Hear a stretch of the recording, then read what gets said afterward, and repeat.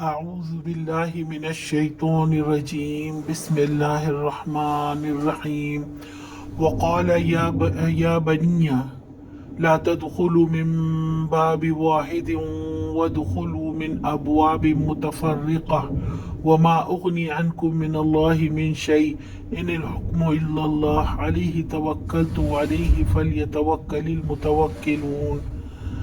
پھر اس نے کہا میرے بچوں، مصر کے دارالسلطنت میں ایک دروازے سے داخل نہ ہونا بلکہ مختلف دروازوں سے جانا، مگر میں اللہ کی مشیت سے تم کو نہیں بچا سکتا، حکم اس کے سوا کسی کا نہیں چلتا، اسی پر میں نے بھروسہ کیا اور جس کو بھی بھروسہ کرنا ہے وہ اسی پر کرے۔ یعقوب علیہ السلام نے بیٹوں سے کہا ایک دروازے سے داخل نہ ہونا۔ اس وقت مصر کے 4 دروازے تھے۔ یہ پہلے زمانے کا حفاظتی اقدام تھا۔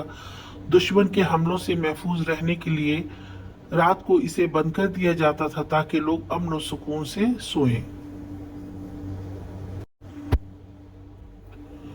یعقوب علیہ السلام کو ڈر تھا کہ اتنی تعداد میں نوجوان بھائی ایک جگہ جمع ہوں تو شاید نظر لگ جائے، کیونکہ ہمارا دین نظر و حسد سے بچاؤ کے لیے اسباب اختیار کرنے کا حکم دیتا ہے۔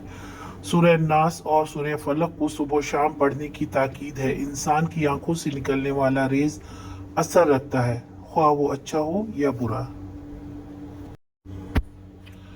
دل کے اندر کا احساس آنکھوں کے راستے دوسروں پر پڑے تو اس کا اثر پڑتا ہے۔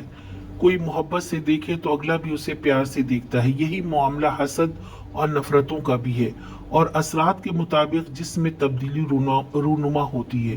یہی خوف یعقوب علیہ السلام کو تھا، کیونکہ وہ پہلے ہی یوسف علیہ السلام کے بارے میں غمزدہ تھے، مزید کسی ناگہانی سے بچنا چاہتے تھے۔ بہرحال یہ سب تدبیریں ہیں، حکم تو اللہ تعالیٰ کا ہوتا ہے، انسان کو اسباب استعمال کرنے کا حکم دیا گیا ہے۔